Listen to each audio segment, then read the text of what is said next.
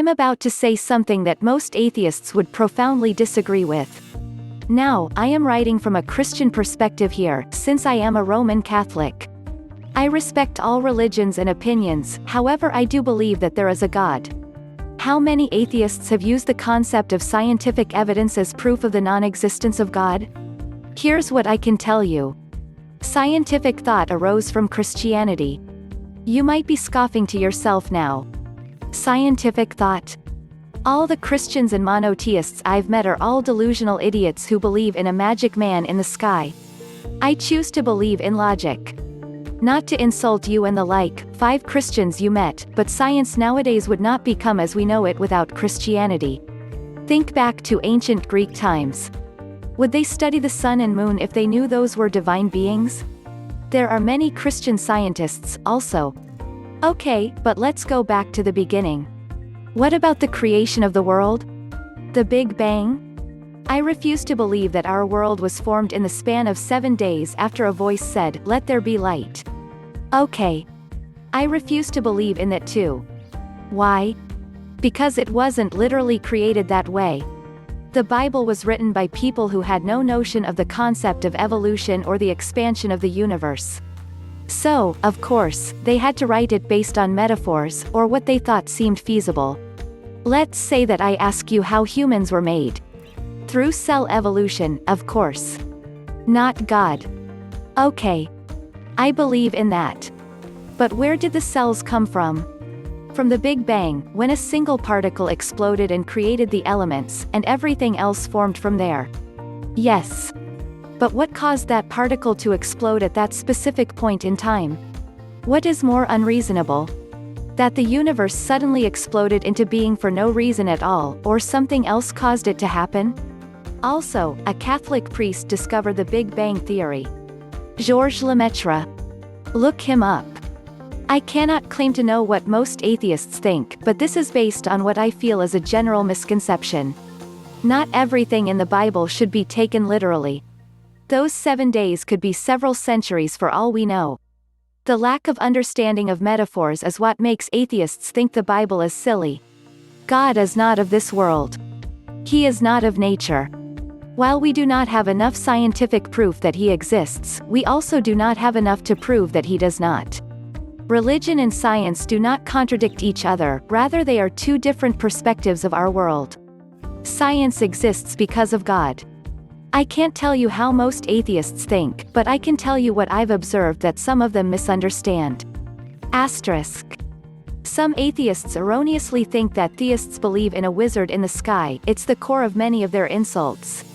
But that simply isn't how all theists see God. Unless the theists in question are literalists, in terms of the Bible or other scriptures, they usually see God as someone and something too vast to be imagined, someone outside the laws of time, space and matter. A good atheist argument is that everything is bound by the laws of nature, so a being beyond nature isn't possible, but a good theist reply is that we've only tested and observed a tiny part of the universe.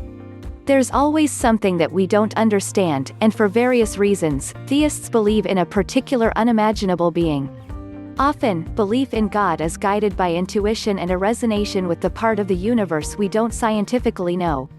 It's not a rejection of science, it's our minds wading through a subject both interrelated to science and separate from it. That's why the argument about proof isn't adequate in terms of God. Some theists dare atheists to prove to that God doesn't exist, and some atheists ask theists to prove that he does. Arguably, both are impossible tasks. Nothing in the scientific world can disprove the existence of a being that's supposed to be above scientific law, and even if everyone on Earth heard a voice declaring that God is real, and were simultaneously brought to their knees, the phenomenon could still be attributed to a superior but not all-powerful being or group of beings. In both circumstances, intuition would inform belief or disbelief in addition to observable facts. Of course, different people intuit different things. A person could feel strongly that God exists, and another could feel strongly that he doesn't. Two theists could intuit opposing traits about God and see him very differently from each other.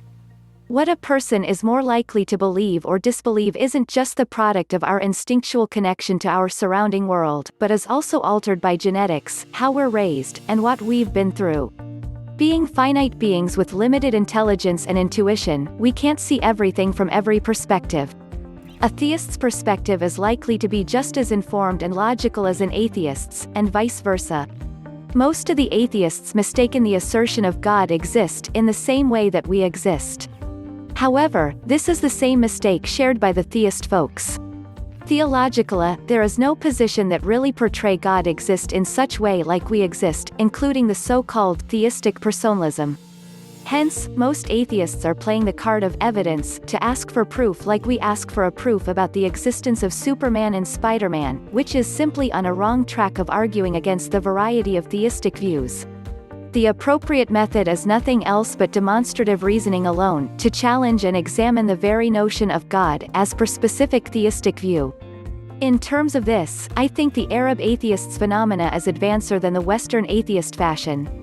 Having put the points above, I find that the claim of myself being an atheist or not, it is ambiguous unless you specify to the theistic views that I objects, but to the available notions that are out there plus I am aware of, yes, pretty much I think we can prove atheism as the answer to those views. The theists are clarifying our ignorance toward theistic views, instead of really being able to prove their theistic views. Guess what? Some theistic views simply violate itself, and should be properly understood as an atheistic view. They belongs to the domain of Christian theology. That is another topic to discuss, but just an interesting shed.